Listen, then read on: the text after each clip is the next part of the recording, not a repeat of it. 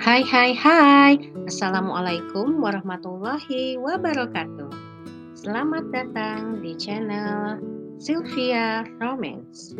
Sebelum kita mulai videonya, jangan lupa like, comment, share, and subscribe dulu ya. Hatur nuhun.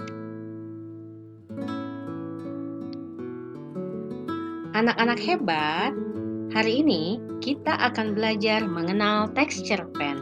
Kita akan belajar mengenai pengertian texture pen, ciri-ciri texture pen, unsur intrinsik texture pen, dan unsur ekstrinsik texture pen. Ayo anak hebat, siapa yang ada di foto ini? Ya, dia adalah Asma Nadia, seorang penulis cerpen dan novel yang terkenal di Indonesia. Bahkan terkenal sampai ke luar negeri loh. Mau terkenal seperti Teh Asma? Yuk kita kenalan dulu dengan texture pen. Cekidot. Pengertian texture pen. Texture pen adalah sebuah teks cerita singkat yang menggambarkan kisah tokoh tetapi tidak memungkinkan perubahan nasib. Ciri-ciri cerpen. Pertama, panjang cerita tidak lebih dari 10.000 kata. Kedua, hanya menceritakan kisah tokoh secara singkat.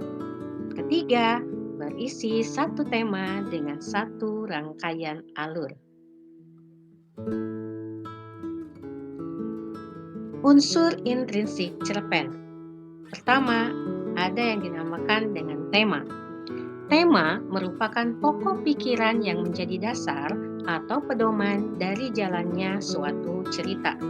Cerita tersebut mengenai apa, itulah yang dinamakan dengan tema. Yang kedua, ada sudut pandang. Sudut pandang adalah posisi pengarang pada saat bercerita. Sudut pandang ini terbagi menjadi dua. Yang pertama, ada sudut pandang orang pertama. Posisi pengarang seolah-olah sebagai tokoh utama. Cirinya, tokoh utama menggunakan nama aku atau saya.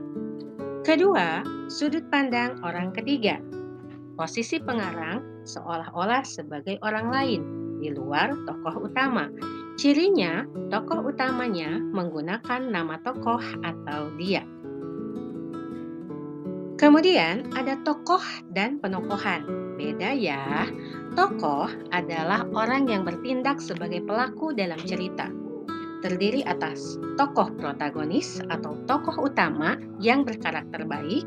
Kemudian ada antagonis, tokoh utama yang berkarakter jahat, dan tritagonis, tokoh pembantu selain tokoh utama yang karakternya bisa baik maupun jahat. Sedangkan penokohan adalah karakter yang melekat pada tokoh.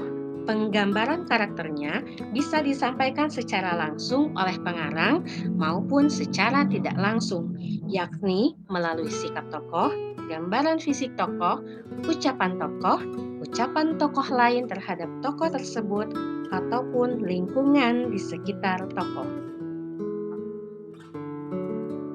Yang keempat, ada alur.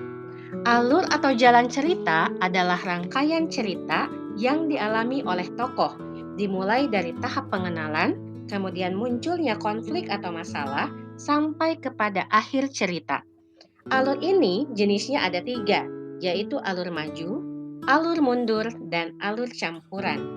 Alur yang biasanya digunakan dalam cerpen adalah alur maju.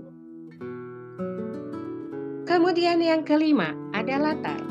Latar merupakan unsur yang penting dalam cerpen untuk membangun gambaran dalam cerita. Unsur ini mengacu pada latar waktu, suasana, dan tempat terjadinya cerita. Dalam latar, unsur intrinsik cerpen ini bisa membuat pembaca lebih paham tentang kapan, di mana, dan sedang apa tokoh yang diceritakan. Kemudian yang keenam, ada amanat.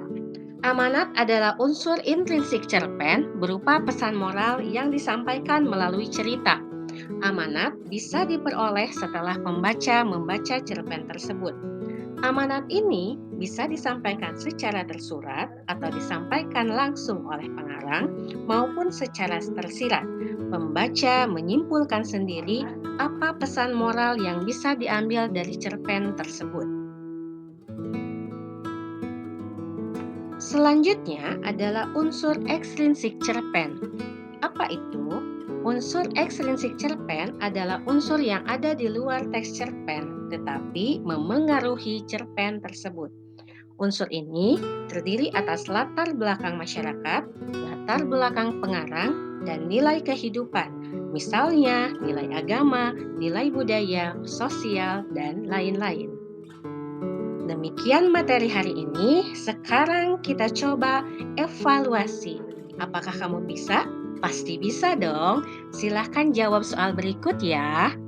Silahkan kalian tulis jawabannya di kertas. Lalu lihat, apakah jawabanmu sudah sesuai? Tetap semangat apapun hasilnya ya. Nah, anak-anak, sampai di sini pembelajaran kali ini. Terima kasih sudah belajar bersama Ibu. Klik tombol subscribe-nya ya untuk vlog belajar selanjutnya. Sampai jumpa lagi di video pembelajaran selanjutnya. Ibu mohon maaf apabila ada kekurangan dan kesalahan. Sampai jumpa dan tetap semangat. Salam sehat, salam juara.